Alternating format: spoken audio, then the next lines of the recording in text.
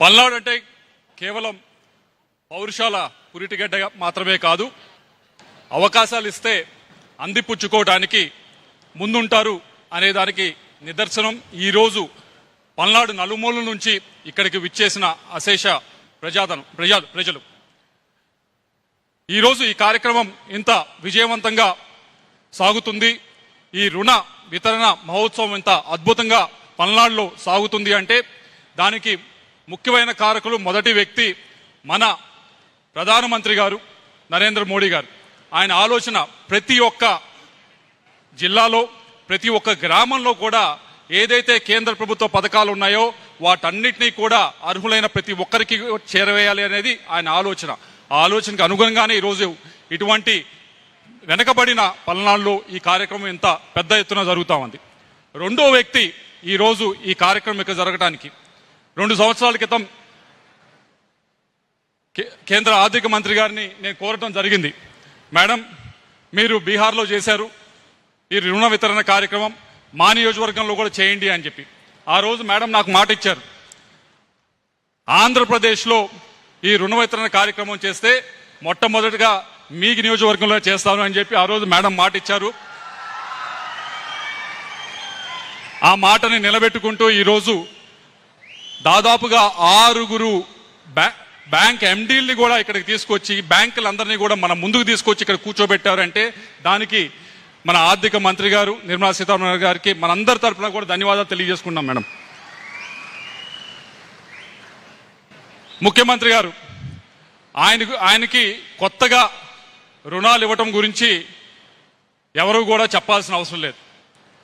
దాదాపు 30 సంవత్సరాల క్రితమే డ్వాక్రా రుణాలు దేశంలోకెల్లా మొట్టమొదటిసారిగా ఆంధ్రప్రదేశ్లో మొదలుపెట్టి కొన్ని లక్షల కోట్ల మంది జీవితాల్లో మార్పు తీసుకొచ్చిన వారు నారా చంద్రబాబు నాయుడు గారు, మన ముఖ్యమంత్రి గారు. ఎప్పుడూ కూడా కొత్త ఆలోచనతో వెళ్తే భుజం తట్టి ప్రోత్సహించి తప్పకుండా చేయండి అని చెప్పి ప్రోత్సహించేవారు మన ముఖ్యమంత్రి నారా చంద్రబాబు నాయుడు గారు. ఆయన ఆలోచన ఏ విధంగా ఉంటుంది అంటే, ఈ కార్యక్రమం గురించి ఆర్థిక మంత్రి గారు ముఖ్యమంత్రి గారికి ఒక 4 రోజుల క్రితం చెప్పినప్పుడు మామూలుగా అయితే అందరూ అనేది బాగా చేయండి, ఎక్కువ రుణాలు వితరణ చేయండి అని చెప్పి కోరుతారు. కానీ అక్కడితో ఆగలేదు ఆయన ఆలోచన. ఆయన ఆలోచన ఎలా ఉంది అంటే, వెంటనే ఇంకో 6 చోట్ల ఆంధ్రప్రదేశ్లో మీరు చెయ్యాలి, ఇంకా మీరు ఎక్కువగా రుణాలు ప్రజలకు అందించాలి అనే విధంగా దిశానిర్దేశం చేయడం జరిగింది. ఎందుకంటే ఆయనకి ఆంధ్రప్రదేశ్ ప్రజలపైన ఉన్న నమ్మకం, వారికి అవకాశం ఇస్తే ఏ విధంగా పరిగెడతారు అనే దానికి నిదర్శనం ఇది. అలాగే వేదిక పైన ఉన్న ఎమ్మెల్సీలు, ఎంపీలు, ఎమ్మెల్యేలు వీరందరి సహకారంతోనే ఈ కార్యక్రమం ఇంత అద్భుతంగా జరుగుతూ ఉంది. అలాగే మరొకరు ముఖ్యమైన భూమిక పోషించిన వారు బ్యాంకర్స్. ఎప్పుడు కూడా బ్యాంకులు అంటే మనందరికీ కూడా అదేదో డబ్బున్న వారికి సంబంధించింది, సామాన్య ప్రజలకి సంబంధించింది కాదు. సామాన్య ప్రజలు అక్కడ రుణం పొందాలంటే చాలా కష్టమైన పని అనే ఆలోచనని మార్పు చేయాలి అనే ఉద్దేశంతోనే ఈ కార్యక్రమం ఈరోజు పల్నాడులో జరుగుతూ ఉంది. మీరు చూశారు, గడిచిన 8 నెలలు 9 నెలల నుంచి కూడా మీరు బ్యాంకర్ల చుట్టూ కాదు, బ్యాంకర్లే మీ చుట్టూ తిరుగుతూ మీరు గమనించారు. మీరు అప్లికేషన్ పెట్టండి, మీకు అర్హత ఉంటే మేమే వచ్చి లోన్ ఇస్తామని చెప్పే విధంగా ఒక ఆలోచనలో మార్పు తీసుకురావడం అనేది ఈ కార్యక్రమం ద్వారా ఈరోజు జిల్లాలో జరుగుతూ ఉంది. మీరు గమనిస్తే ఈ రోజు దాదాపుగా 3,216 కోట్ల రూపాయలు రుణ వితరణ కార్యక్రమం చేస్తూ ఉన్నాం. దాదాపు 1,02,246 మందికి ఈ రుణాలు ఇవ్వబోతా ఉన్నాం. దీంట్లో 70% మంది అంటే 70,000 మంది దాకా కొత్తగా రుణాలు తీసుకున్న వారే దీంట్లో అధికులు ఉన్నారని చెప్పడానికి ఎంతో ఆనందంగా ఉందని చెప్పి తెలియజేసుకుంటా ఉన్నాను. దీంట్లో రైతులు ఉన్నారు. రైతులకి ఎప్పుడు రుణాలు అనేది బ్యాంకుల ద్వారా వస్తాయి, కానీ రైతులతో ఆగకుండా ఈసారి కౌలు రైతులకు కూడా కౌలు రైతు కార్డు పైన కూడా రుణాలు ఇచ్చే కార్యక్రమం చేయడం జరిగింది. అలాగే డ్వాక్రా మహిళలు ఉన్నారు. డ్వాక్రా మహిళలకు ముఖ్యమంత్రి గారు ఇప్పటికే 30 సంవత్సరాల క్రితమే రుణాలు ఇవ్వటం అనేది పావలా వడ్డీకి ఇవ్వటం అనేది మొదలుపెట్టారు. కానీ అక్కడితో ఆగకుండా, డ్వాక్రా మహిళలతో ఆగకుండా క్లస్టర్స్ 16 క్లస్టర్స్ దాకా మన నియోజకవర్గంలో, మన పార్లమెంట్ నియోజకవర్గంలో క్లస్టర్స్ ఏర్పాటు చేసి వారికి కేవలం ఒక స్థాయిలో ఆగిపోకుండా వారు కూడా వ్యాపారం చేసే విధంగా పై స్థాయికి వెళ్ళాలనే ఉద్దేశం ఈ క్లస్టర్స్ ఏర్పాటు చేయడం జరుగుతుంది. దానికి కూడా ఈరోజు రుణాలు ఇస్తూ ఉన్నారు. అలాగే ఏదో రుణాలంటే పెద్ద పెద్ద కంపెనీలకు ఇవ్వటమే కాదు, బయట చూశారు ఏదైతే సిమెంట్ కంపెనీలు ఉన్నాయి వీరందరూ ఉన్నారు, వారికి ఇవ్వటమే కాదు, ఈరోజు వీధిలో ఉండే ఎవరైతే వర్తకులు ఉన్నారో, తోపుడు బండ్ల మీద వ్యాపారం చేస్తూ ఉన్నారో వారికి కూడా ఈరోజు రుణాలు ఇవ్వటం జరుగుతూ ఉంది. అలాగే ఈరోజు కేవలం విద్యార్థులు వచ్చారు, వారికి మాత్రమే రుణాలు ఇవ్వటం కాదు, వారితో పాటు ఎప్పుడూ ఎవరు కూడా గమనించని, ఎవరు కూడా హక్కును చేర్చుకోకుండా కొద్దిగా ఇబ్బందిగా ఉండే విధంగా ప్రవర్తించే వారితో కూడా ఎవరైతే ట్రాన్స్జెండర్స్ ఉన్నారో వారిని కూడా గుర్తించి ఈ జిల్లా మొత్తం మీద వారిని కూడా మనం ముందుకు తీసుకువెళ్ళాలి, వాళ్ళకు కూడా మనం ఎంకరేజ్మెంట్ ఇవ్వాలి అనే ఉద్దేశంతో మొట్టమొదటిసారిగా ట్రాన్స్జెండర్స్ని కూడా ఒక గ్రూప్గా తయారు చేసి వారికి కూడా ఈ రుణాలు ఇస్తూ ఉన్నామని చెప్పి తెలియజేసుకుంటా ఉన్నాం.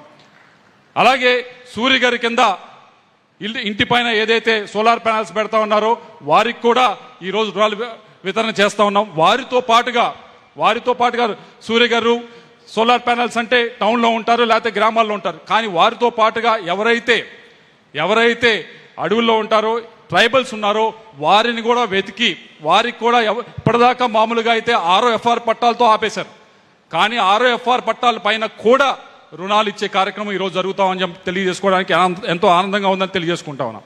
వీటన్నిటితో పాటుగా ఇన్సూరెన్స్ యాక్సిడెంటల్ ఇన్సూరెన్స్ జిల్లా మొత్తానికి కూడా బ్యాంకర్సే ముందుకు వచ్చి 99% మందికి ఈ జిల్లా మొత్తం మీద కూడా శాచురేషన్ పద్ధతిలో 99% మందికి ప్రతి ఒక్క పౌరునికి కూడా యాక్సిడెంటల్ ఇన్సూరెన్స్ 2 లక్షల రూపాయలు బ్యాంకర్సే చేశారని చెప్పి తెలియజేసుకుంటా ఉన్నాను. అలాగే మరొక ఇన్సూరెన్స్ ఏ అనారోగ్య పాలై వేరే కారణాల వల్ల మరణిస్తే వాటికి కూడా 5 లక్షల పైగా బెనిఫిషియరీస్ వెతికి వారికి కూడా ఈరోజు ఇన్సూరెన్స్ చేశాము అని చెప్పి తెలియజేసుకోవడానికి గర్వపడతా ఉన్నాము. అలాగే వీటన్నిటితో పాటుగా అంటే ఇవన్నీ చెప్తా ఉన్నాను అంటే అంతా అయిపోయిందని కాదు, ఇంకా చేయవలసి ఉంది. ఇవన్నీ కూడా ఒక అడుగు ముందుకు వేయటం, ఒక ఆలోచనలో మార్పు తీసుకురావటం. ఈ మార్పుతో రేపటి నుంచి ఇంకా ROFR పట్టాలు ఉన్నారు ముందుకు వస్తారు, ఇంకా కౌలుదారులు ముందుకు వస్తారు, ఇంకా మిగతా విద్యార్థులు ముందుకు వస్తారు, మాకు కూడా రుణాలు ఇవ్వండి అని డ్వాక్రా మహిళలు ముందుకు వస్తారు. ఆ ఆలోచనలో మార్పు తీసుకోవడానికే ఈ కార్యక్రమం జరుగుతూ ఉంది, ఇంత పెద్ద ఎత్తున జరుగుతూ ఉంది. అందుకే మిమ్మల్ని అందరినీ కూడా ఇక్కడికి వచ్చి దీనిలో పాల్గొనాలని చెప్పి కోరటం కూడా జరిగింది. అయితే వీటన్నిటితో పాటుగా చివరిగా ఒక మూడు మన డ్వాక్రా మహిళలు అయితే కానీ రైతులైతే కానీ 3 విషయాలు చెప్పమని కోరటం జరిగింది. మొదటిది ప్యాక్స్ ఏదైతే ఉందో వాటిలో డిపాజిట్స్ అనేది మొబిలైజ్ చేస్తూ ఉన్నారు, దానిపైన గ్యారంటీ అనేది లేకపోవటం వల్ల కొద్దిగా దానికి గ్యారంటీ లేకపోవటం వల్ల డిపాజిట్ చేసే వారికి రైతులు ఎక్కువ మందికి డిపాజిట్ చేస్తూ ఉన్నారు, వాళ్ళకి కాన్ఫిడెన్స్ లేకుండా ఉంది మేడం. కాబట్టి దానికి డిపాజిటర్స్ గ్యారంటీ ఫండ్ కింద మీ వైపు నుంచి కొద్దిగా తోడ్పాటు అందిస్తే రాష్ట్ర ప్రభుత్వం కూడా ముందుకు వచ్చి ఈ రైతులకి ఒక గ్యారంటీ అనేది మనం ఇచ్చే అవకాశం ఉందని చెప్పి తెలియజేసుకుంటా ఉన్నాం. అలాగే డ్వాక్రా మహిళలు చాలా మంది వచ్చారు, వారందరూ కోరింది ఏమిటంటే మేము డ్వాక్రా మహిళలుగా మేము కొన్ని డిపాజిట్స్ బ్యాంకుల్లో ఉన్నాయి, వాటిపైన మాకు ఇంట్రెస్ట్ పే చేస్తే బాగుంటుంది అని చెప్పి చాలా మంది కోరుతా ఉన్నారు.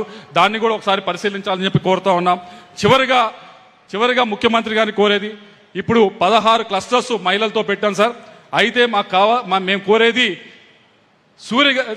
సోలార్ ఎనర్జీకి సంబంధించి డ్వాక్రా మహిళలతో పెట్టించేదానికి ప్రయత్నిస్తూ ఉన్నాము. మీ వైపు నుంచి కొద్దిగా సహకారం అందించండి.